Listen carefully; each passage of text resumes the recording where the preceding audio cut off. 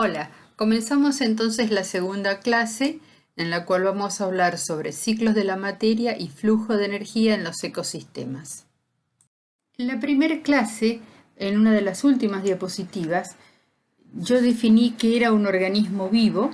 ¿Se acuerdan que les había comentado que podíamos tener distintas complejidades al hablar de un organismo vivo? Podía ser algo tan pequeño y relativamente simple como una única célula, tal es el caso de bacterias y de muchos hongos, o podía ser una estructura extremadamente compleja como lo es una planta. Piensen en una planta de girasol, en una planta de lechuga, o en el ceibo, el árbol que es nuestra flor nacional, o un pájaro como un colibrí o un cerdo. Entonces, cualquiera de estos organismos vivos están formados por materia, es decir, están formados por sustancia que podemos ver. Esa materia proviene del entorno y a través de todas sus funciones de metabolismo y autoperpetuación, los organismos intercambian materia y energía con el entorno, es decir, con lo que los rodea. Parte de la materia que incorporan va a formar parte de la estructura de ese organismo. Y a otra parte de esa materia que incorporan va a ser respirada y de esa manera se liberará energía que permitirá formar a ese organismo. Una forma de visualizarlo es pensar que un organismo es, imagínense una pared. ¿Qué hace falta para hacer una pared? Para hacer una pared hacen falta ladrillos, hace falta algún tipo de mezcla que mantenga pegados, unidos entre sí a esos ladrillos, y hace falta la mano de obra del albañil, la fuerza, la energía del albañil, para ir acomodando las distintas capas de ladrillos y de mezcla para formar el ladrillo, para formar la pared. Entonces, piensen que la materia que está formando parte de los organismos pueden asimilarla a los ladrillos y las mezclas. La energía es el trabajo del albañil. Ahora, los organismos incorporan materia, a veces la retransforman y a su vez vuelven a formar nueva materia. Y en todo ese proceso hace falta energía. La energía, ¿cómo la obtienen los organismos? A través de procesos llamados respiración, que en realidad son oxidaciones biológicas, donde se libera energía en una forma controlada, escalonada, y que permiten que esa energía pueda hacer las reacciones químicas necesarias, manteniendo la vida, y también permite, por ejemplo, el desplazamiento de un organismo, el volar de un ala, de un pájaro, la carrera de una cucaracha, el desplazamiento del dedo meñique de la mano izquierda de cualquiera de ustedes. A su vez recordarán que también habíamos hablado de cómo ingresaba la materia en los organismos. Habíamos visto de que había dos grandes grupos de nutrientes, los inorgánicos y los orgánicos, y acá quiero hacer hincapié, porque vamos a hacer referencia a ellos más adelante. Los organismos autótrofos, también conocidos como organismos fotosintetizadores, pueden convertir el dióxido de carbono en compuestos orgánicos que van a formar parte de sus estructuras. Y aquí estamos haciendo referencia a las plantas y a las algas. Mientras que los heterótrofos, conocidos también como consumidores y descomponedores, son dos grupos bien distintos, requieren incorporar ya carbono orgánico, porque no son capaces de reducir el dióxido de carbono a compuesto orgánico. ¿Y por qué es tan importante el tema del carbono? ¿Por qué hacemos hincapié en el carbono? Porque todos los compuestos orgánicos presentes en los millones de organismos vivos que están viviendo sobre nuestro planeta son compuestos que tienen carbono como elemento organizador, central, estructural de la molécula, más algún otro tipo de elemento químico. Generalmente es hidrógeno, oxígeno, pueden o no tener nitrógeno, pueden o no tener fósforo, etc. Estos procesos de intercambio de materia y energía los podemos analizar en cualquiera de estos niveles de complejidad de la materia viva. Y se acuerdan que la clase pasada habíamos terminado prácticamente con esta diapositiva, donde hablábamos de las distintas categorías que pueden tener los niveles de organización. En todos estos niveles se producen procesos de intercambio de materia y energía, y precisamente uno de los grandes avances prácticamente en la segunda mitad del siglo XX fue tratar de entender, o fue llegar a entender, mejor dicho, cómo se producen esos cambios, esos ciclos de materia y flujo de energía a nivel de los ecosistemas. Uno de los autores que descolló en ese tema fue un ecólogo norteamericano llamado Eugene Odum. Por supuesto, estos ciclos de materia y flujos de energía los podemos entender porque nos estamos basando en conceptos de química, porque hay transformaciones de materia, y de física, porque hay flujo de energía. ¿Qué sostiene el principio de conservación de la materia, también conocido como la ley de Lavoisier? Que ustedes seguro que ya lo estuvieron viendo en química inorgánica y que lo aplican cuando hacen las ecuaciones químicas y balancean una ecuación, que dice que la materia no se crea ni se destruye, sino que se transforma. Ahora sabemos que los nutrientes ciclan a través de distintos compartimentos, ya vamos a ver a qué hace referencia esta palabra, y mediante distintos procesos. En conjunto, todo esto se conocen como ciclos biogeoquímicos.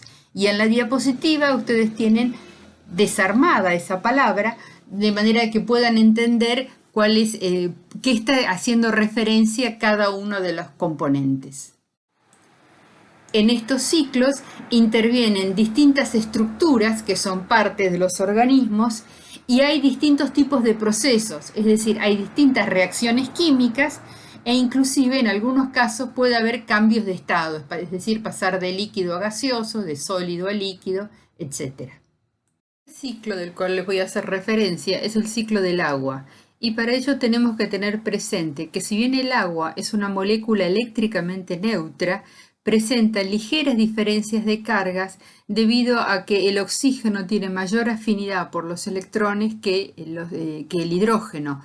Por lo tanto, existe un leve corrimiento de las nubes de electrones, determinando que existan cargas formales negativas y positivas, que se señalan con la letra griega delta. Eso determina que las moléculas de agua no están separadas entre sí, sino que tienden a estar más unidas de lo que estarían si no existieran estas zonas con cargas formales positivas y negativas respectivamente. Como consecuencia de esas diferencias de cargas, el agua presenta una serie de propiedades que la diferencian bastante de cualquier otro componente que tenga su peso molecular, que recordarán ustedes que es 18, 16 más 1 más 1. Presenta alto calor específico, considerando que requiere de una determinada cuántas calorías requiere para cambiar de temperatura. Alto calor de vaporización, es decir, cuando pasa del estado líquido al estado gaseoso, requiere 500 calorías. Es líquida a temperatura ambiente. Piensen que moléculas un poco más pesadas, por ejemplo el dióxido de carbono, que pesa 44, es gaseoso a temperatura ambiente, mientras que el agua es líquida. Es menos densa en el estado sólido, eso determina que el hielo flota. Y esto trae una consecuencia muy grande porque además el hielo es aislante y al quedar flotando en la superficie eso impide que se congelen las profundidades de los lagos, permitiendo la vida debajo de la capa de hielo, como se ve en este dibujito que está en la parte inferior derecha de la diapositiva. Y a pesar de no ser una molécula polar, debido a que sí tiene esas pequeñas diferencias de cargas, es solvente de sustancias polares. El agua es bastante conocido. Esta imagen que ustedes tienen está extraída de un libro. Yo les recomiendo que lo miren en cualquiera de los libros que figuran en la bibliografía del programa. Fíjense, nosotros el programa está subido a intranet y al final del programa figura la bibliografía. Yo voy a subir extractos de libros donde tienen ustedes estos temas. Pero en cualquiera de los libros de biología que nosotros recomendamos, ya sea el Curtis, el Purves, el Weiss, el Solomon, etcétera, está bien explicado el ciclo del agua, donde nosotros tenemos que el agua líquida se evapora, formando después el vapor de la atmósfera forma nubes que vuelven a caer como agua líquida. Ese agua aparte puede infiltrarse formando las aguas subterráneas. Las plantas transpiran igual que los animales, también el agua se evapora desde la superficie y hay escurrimientos superficiales de ríos, arroyos, arroyuelos, hasta que terminan todos en el agua de los océanos. El esquema es un poco más completo porque también incluye los glaciares, es decir, el agua en estado sólido que forma hielo y nieve, y muestra cómo toda, en definitiva, circula, por eso es un ciclo. Uno puede empezar a explicarlo desde cualquier punto y vuelve otra vez a la situación original. A lo largo va cambiando, en este caso, de estado. Acá no hay cambios químicos, el agua sigue siendo siempre H2O. Lo que sí pasa de estado líquido a estado gaseoso y después otra vez a estado líquido, y en algunos casos, cuando las temperaturas son muy bajas, pasa a estado sólido. Y el grueso del agua, ¿dónde está? En los océanos, en los mares.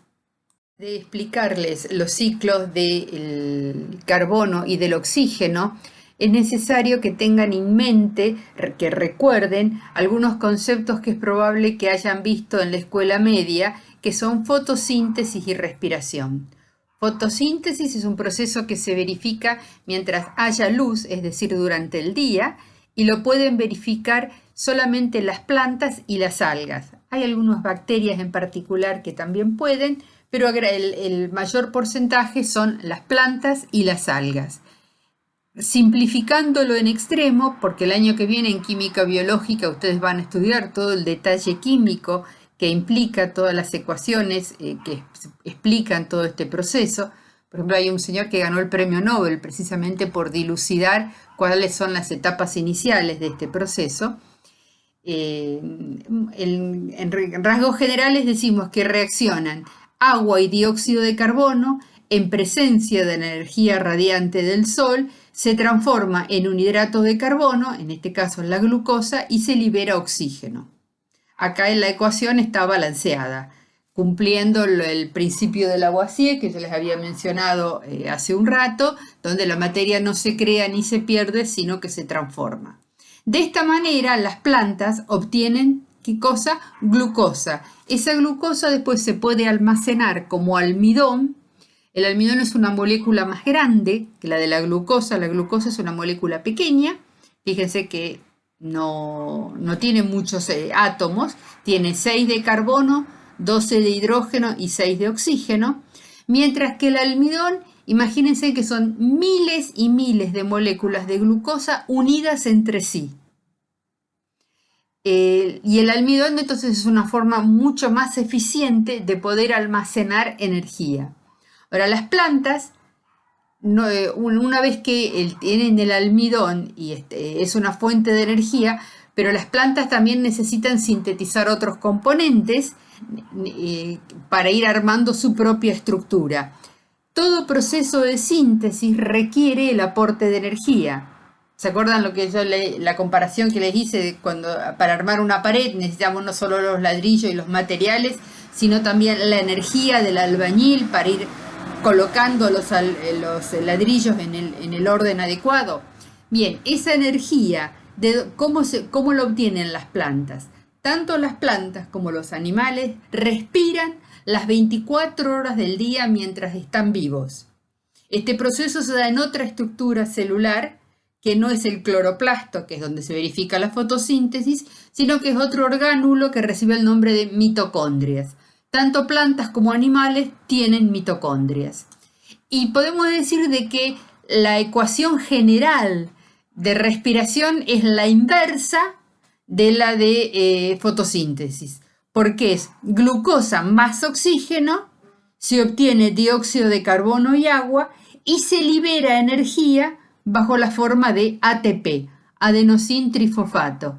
Y ese ATP es la forma en la cual circula la energía dentro de la célula, permitiendo que se verifiquen las reacciones que necesitan las distintas estructuras celulares. Con los conceptos de fotosíntesis y respiración en mente, veamos ahora el ciclo del oxígeno. La mayor cantidad de oxígeno está en la atmósfera. Ese oxígeno es incorporado a través del proceso de respiración por todos los organismos vivos y ese oxígeno pasa a ser ahora parte del agua. Ese agua queda en el ambiente, en algún momento ese agua después puede ser evaporada, etc. Y ese oxígeno vuelve otra vez a ser liberado a la atmósfera por el proceso de fotosíntesis, porque el que se libera a la atmósfera es el oxígeno presente en el agua. En esta diapositiva tienen ustedes el ciclo del carbono, donde se ve en blanco dónde está la reserva. La mayor reserva está en la atmósfera. En un color lilita ustedes tienen explicado los distintos procesos mediante los cuales el dióxido de carbono, o es eliminado o es vuelto a la atmósfera, y los distintos niveles tróficos, es decir, las plantas incorporan el dióxido de carbono, a través del proceso de fotosíntesis. Los animales comen esas plantas y tanto sus desechos, sus excretas o al respirar devuelven el dióxido de carbono al oxígeno. A su vez, cada vez que quemamos combustibles fósiles o cada vez que hay un incendio se libera también dióxido de carbono y existe un equilibrio entre la cantidad de dióxido de carbono que hay en la atmósfera y el dióxido de carbono que se disuelve en las masas oceánicas, pasando a ser ion bicarbonato. En este esquema también está explicado el ciclo del carbono, lo que pasa es que acá aclaran cuáles son los combustibles fósiles, hay un mayor nivel de detalle e inclusive marca que fotosíntesis es un proceso que se verifica de día, mientras que la respiración, acá hay un pequeño error, no es solo de noche, sino que es a lo largo de todo el día. Los organismos vivos respiran mientras están vivos. Muchas veces nosotros le vamos a mostrar 2 esquemas, 3 esquemas para un mismo proceso, porque esa es una forma en la cual nosotros pretendemos que ustedes se entrenen a interpretar la información. Y siempre nos queda la idea de que en algún esquema le puede resultar más fácil de entender a unos que a otros. De cualquier manera, todo esto se complementa con la información que está en los textos. Y aparece el ciclo del carbono simplificado en extremo. El dióxido de carbono es removido de la atmósfera a través del proceso de fotosíntesis y ahí se transforma en carbono orgánico, que a través del proceso de respiración o descomposición o los incendios o el fuego, la combustión, pasa otra vez a ser dióxido de carbono atmosférico. Más complejo es el ciclo del nitrógeno. Pero antes de eso vamos a pensar, ¿por qué es importante el nitrógeno? Lo es porque es parte de es componente clave en todas las proteínas. De hecho, piensen en una proteína como en una macromolécula, es decir, una molécula grande formada por un montón de moléculas más chiquititas unidas entre sí, y esas moléculas chiquititas unidas entre sí son los aminoácidos, y amino quiere decir es un grupo que tiene nitrógeno. Por lo tanto, todas las proteínas tienen nitrógeno y también tienen nitrógeno las bases nitrogenadas, fíjense que el nombre lo dice, que van a formar parte del ADN y de los distintos tipos de ARN, es decir, los sistemas genéticos, los que controlan el funcionamiento de todas las células. Por lo tanto, el ciclo del nitrógeno es un ciclo clave para entender qué disponibilidad de nutrientes hay para los distintos organismos. De hecho, uno de los indicadores para saber si un suelo es fértil o no es el porcentaje de nitrógeno que está presente en ese suelo. Entonces, el mayor reservorio, la mayor cantidad de nitrógeno está presente en la atmósfera. Es uno de los gases principales que componen nuestra atmósfera, pero está como molécula diatómica con un triple enlace covalente, como ustedes muy bien deben estar estudiando en química. Y un triple enlace covalente es un enlace muy estable por lo cual eso quiere decir que hace falta muchísima energía para romperlo. Muy pocos organismos pueden hacerlo, pueden usar el nitrógeno molecular. Dentro de los escasos organismos que pueden hacerlos, están las bacterias que pueden fijar el nitrógeno. Esa expresión quiere decir transformar el nitrógeno atmosférico en nitrógeno que les sirve a ellas y por ende después a otros organismos. Esas bacterias pueden ser dos grandes grupos. Pueden ser bacterias que viven libremente en el suelo, reciben el nombre entonces de fijadores libres, o pueden ser bacterias que viven asociadas a las raíces de un grupo de plantas que pertenecen a una familia, es decir, a una agrupación de plantas. El año que viene en botánica van a ver qué quiere decir familia en términos botánicos, pero es un grupo de plantas dentro de las cuales están, yo estoy segura que ustedes conocen muchos de ellos, el árbol del cual tenemos la flor nacional, que es el ceibo, otro árbol que es el chañar, los algarrobos, los espinillos y plantas tan importantes como el maní, todas las chauchas, las habas, las habichuelas y todos los tréboles, todos los melilotus, y ahí estoy hablando de plantas que come el ganado vacuno, y como la alfalfa, que es parte de la economía de nuestro país, y una planta que también tiene una incidencia muy grande en la economía de nuestro país, que es la soja. Bueno, todas estas tienen en común que en sus raíces, como lo marca abajo a la derecha la diapositiva, pueden vivir formando lo que se conocen como nódulos, grupos de bacterias. Esas bacterias incorporan el nitrógeno y a través de una serie de reacciones químicas que ustedes van a estudiar en detalle en química biológica y mucho más después en microbiología, lo transforman en formas químicas que le sirven a las bacterias, que le sirven a las plantas y que parte queda en el suelo y después otras plantas lo pueden absorber. Las otras plantas que no tienen estas bacterias toman el nitrógeno principalmente como nitratos. Y el anión nitrato que ustedes estudiaron en química inorgánica, el NO3 con una carga negativa. ¿De dónde proviene ese anión nitrato?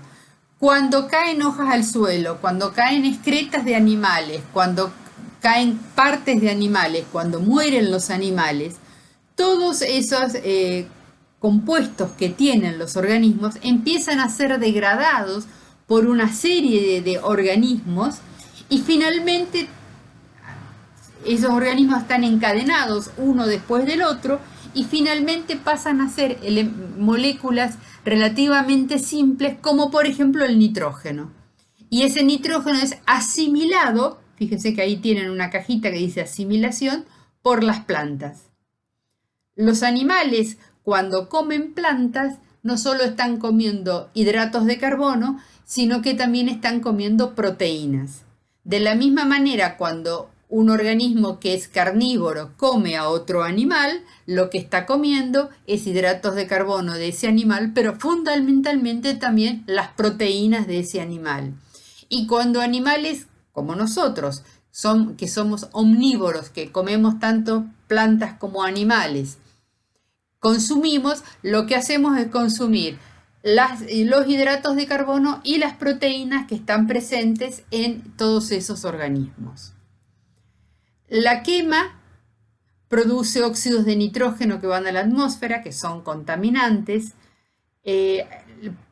Para asegurar el rendimiento de los cultivos, el hombre fertiliza y buena parte de lo que fertiliza son fertilizantes nitrogenados porque determinan cuánto va a producir esa cosecha. Y existen también algunos grupos de bacterias que a través de distintos procesos lo que hacen es tomar el nitrógeno que está en el suelo y transformarlo en nitrógeno atmosférico. Ese proceso se llama desnitrificación y determina que otra vez pase nitrógeno a la atmósfera. En este diagrama, entonces, lo que tenemos son distintos tipos de reservorios y los distintos procesos que se pueden dar en los ciclos biogeoquímicos.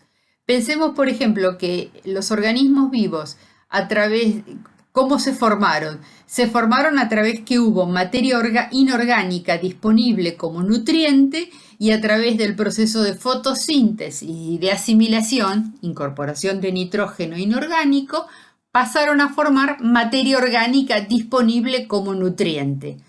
Parte de esa vuelve otra vez al reservorio C a través de respiración o descomposición. También puede ir al reservorio B si queda atrapado en capas de rocas y a través de miles de años por el proceso de fosilización pasó a ser combustibles fósiles. Cuando se queman, vuelven otra vez a estar parte en la atmósfera, en este caso el dióxido de carbono en la atmósfera. A través de procesos de erosión, materiales inorgánicos no disponibles pueden pasar a estar como disponibles, o también puede ser por acumulación de rocas sedimentarias, por ejemplo, conchas de caracoles, pueden ir acumulándose y formar depósitos de bicarbonatos en las costas marinas. ¿Qué sucede con la energía? Tenemos acá un gráfico de I igual a f de x, donde en el eje de Y tenemos cantidad de energía de las moléculas, donde tenemos desde bajo hasta alto, y en el eje de las X tenemos fotosíntesis y respiración. Por los procesos de fotosíntesis, porque hay distintas variantes, eso lo van a estudiar el año que viene en química biológica, ustedes van a ver de que el dióxido de carbono reacciona con el agua mediante la energía radiante del Sol, transformándose en compuestos que tienen mayor nivel energético, provisto por la energía radiante del Sol, que son los azúcares y el oxígeno que pasa a la atmósfera.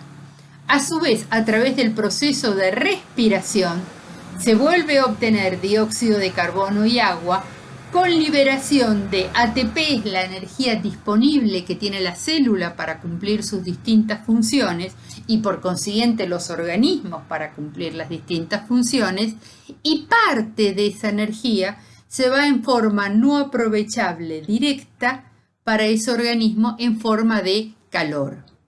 Ustedes se habrán dado cuenta que acá hay una serie de términos en inglés, pero son muy sencillos de entender. Por eso incluimos esta diapositiva, aunque esté en inglés. Las leyes de termodinámica explican cómo se verifican las transferencias de energía y ustedes las van a estudiar en detalle el cuatrimestre que viene en física. No obstante, es importante que tengan en cuenta esta explicación a lo mejor un poco más simple sobre las primeras dos leyes. La primera ley, también conocida como la ley de conservación de la energía, sostiene que la energía no puede crearse o destruirse, sí transferirse. Esto es equivalente entonces a la ley de conservación de la materia. Pero la segunda ley, y esto es clave de poder entenderlo bien, es que cuando la energía se transfiere, parte de ella deja de ser utilizable, se pierde en forma de calor. Y esto es muy fácil de entender si ustedes piensan en un motor.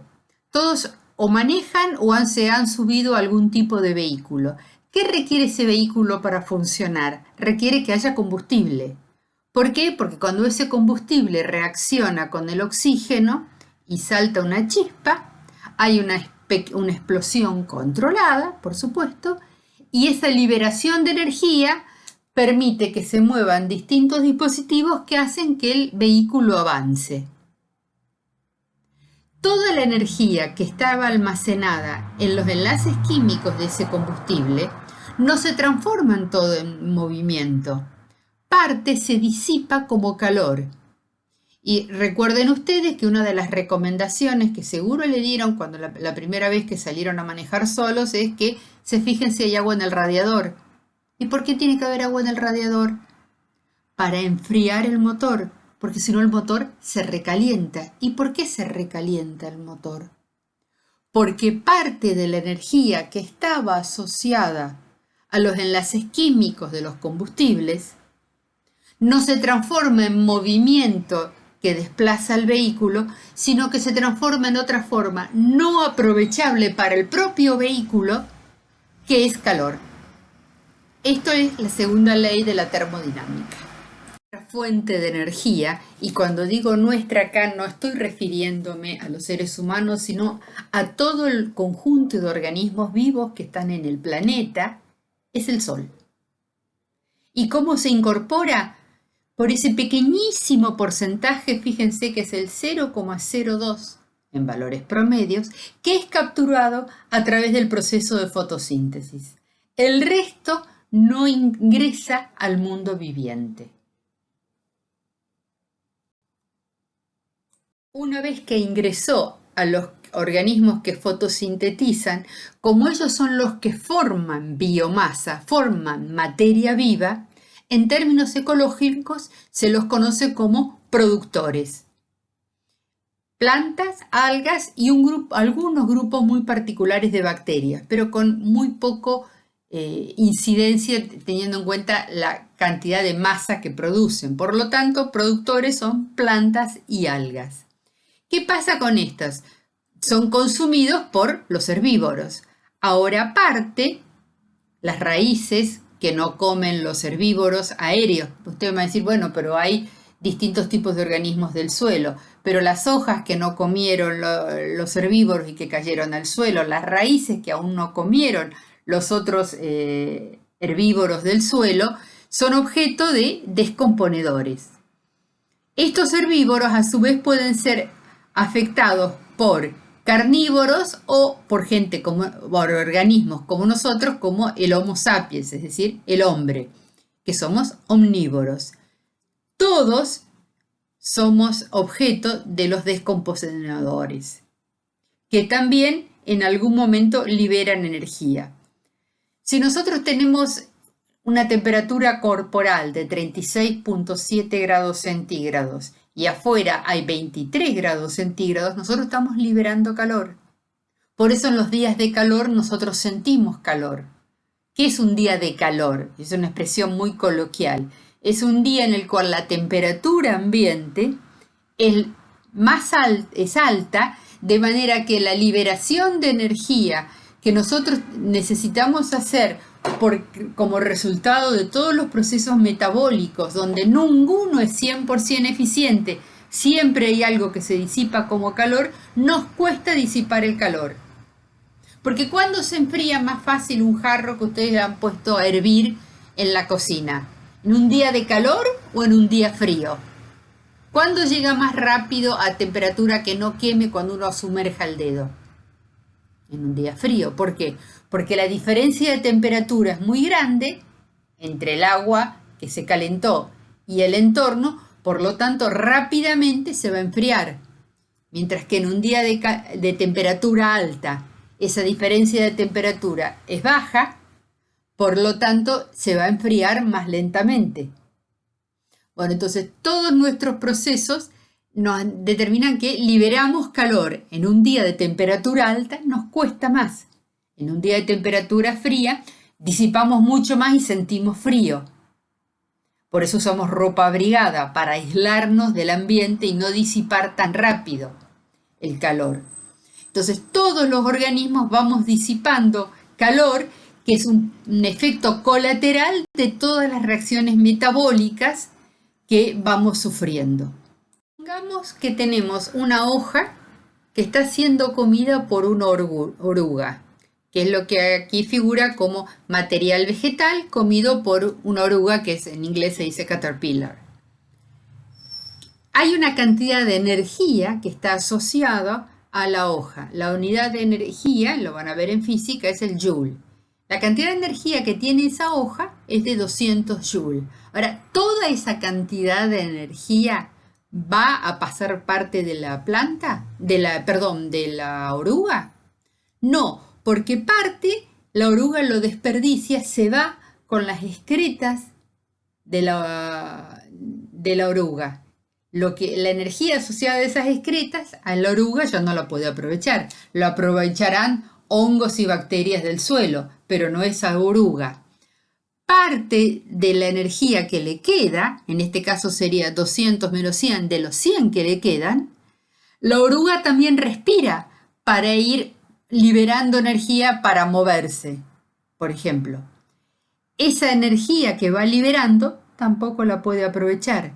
En este caso, en este ejemplo, serían 67 joules. Solamente le quedan 33 joules para poder formar nueva biomasa de oruga, para aumentar de tamaño, para crecer, si es que incorporó la suficiente cantidad de materia, que en este caso la de la hojita. En esta diapositiva está representada la cantidad de energía asociada a cada nivel trófico, es decir, productores primarios, las plantas, consumidores primarios, en este caso una abeja, secundarios y terciarios. Pero aunque no está indicado específicamente, hay que tener en cuenta que esto es por unidad de superficie. Es decir, imagínense una superficie determinada llega a una cantidad de energía radiante del Sol, que es lo que figura ahí como 1.000.000 de joules por energía del Sol, por la luz del Sol. Por las ineficiencias de los procesos, la cantidad de energía que va a estar acumulada como biomasa de plantas va a ser mucho menor. Fíjense que es 100 veces menor. Es decir, los productores primarios van a tener en esa superficie, si yo considero cuánta energía hay, solamente 10.000 joules. Ahora, debido a los procesos que les fui explicando en las diapositivas anteriores, los consumidores primarios que van a estar viviendo en esa superficie tendrán acumulados solamente 1.000 joules. Mientras que los secundarios solamente 100 y terciarios solamente 10. Eso quiere decir que obviamente los consumidores secundarios van a necesitar una mayor superficie para poder cosechar la cantidad de energía que requieren y mucho más los terciarios. Por eso cuando se representa por unidad de superficie, se obtiene esto que se conoce como pirámides tróficas de energía. Y en esta diapositiva ustedes tienen incorporado los dos temas. El ciclo de la materia, fíjense que es una flecha que va y vuelve porque tanto el agua como el carbono, el oxígeno y el nitrógeno, que son los elementos de los cuales, bueno, el agua no es un elemento, es una molécula, pero son las sustancias con las cuales estuvimos hablando en esta clase. Yo puedo empezar a analizarlo desde cualquier punto porque sé que inevitablemente van a volver otra vez al mismo lugar. Mientras que la energía decimos que es un ciclo porque es un flujo unidireccional. Va del Sol hacia los distintos tipos de organismos y entre un nivel y el otro hay pérdidas, hay fugas, hay energía que ya no se puede aprovechar y que se libera como calor.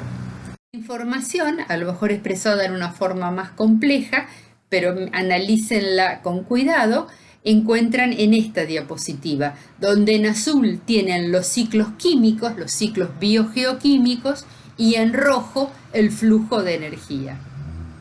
Aquí está representado a escala toda la energía que está almacenada en los organismos fotosintéticos. Parte la pierden por los herbívoros, la pierden en el momento que lo usan para su digestión, asimilación y crecimiento porque se va en sus excretas. Para los carnívoros, todo lo que tienen los herbívoros tampoco lo pueden aprovechar porque algo también se va para digestión, asimilación y excretas. Y mucho más, fíjense, o mucho menos, perdón, quedaría disponible para carnívoros de tercer orden y muchísimo menos para los de cuarto orden. Por lo cual eso está mostrando por qué no pueden haber infinito o un número elevado de niveles tróficos. Cuando ustedes vean una figura, que es lo que nosotros le estamos mostrando acá, estos no son dibujos, sino que son figuras porque estamos transmitiendo información. Lo primero que ustedes tienen que ver es en qué unidades está expresado. Y fíjense que el nivel trófico está expresado como biomasa en gramos por metro cuadrado, es decir, por unidad de superficie. En un pastizal, la mayor cantidad está en el nivel trófico básico, que son los pastos. Hay muchos herbívoros y hay pocos carnívoros. En un bosque Como buena parte de la biomasa está como tronco de árbol y ese tronco no es fácilmente aprovechable por parte de los herbívoros, la cantidad de herbívoros que hay es muy baja y también como consecuencia la cantidad de carnívoros. Mientras que en el océano aparecería como si fuera, ¡hey, qué raro! ¿Qué está pasando acá? ¿Por qué hay mayor cantidad de herbívoros por unidad de superficie? Porque fíjense que es gramos por metro cuadrado. ¿Por qué? Porque las algas, que son acá las productoras, tienen tasas de crecimiento muy rápidas, es decir, son organismos unicelulares. Si yo saco una foto hoy, en el instante, yo tengo poquitas algas, pero lo que pasa es que como se producen tan rápidamente, porque son células, lo hacen a una velocidad tal que pueden sostener a una cantidad de biomasa animal mucho más grande por unidad de superficie. Porque las pirámides de energía, que son las que aparecen a la derecha, esas no cambian. Siempre la mayor cantidad de energía está asociado al primer nivel trófico, que son los productores, y mucho menos en los posteriores. De haber escuchado la información asociada a las 28 diapositivas anteriores, yo les recomiendo que lean el material que también va a estar subido en la plataforma de la facultad y como orientación al estudio que traten de ir respondiendo estas 6 preguntas.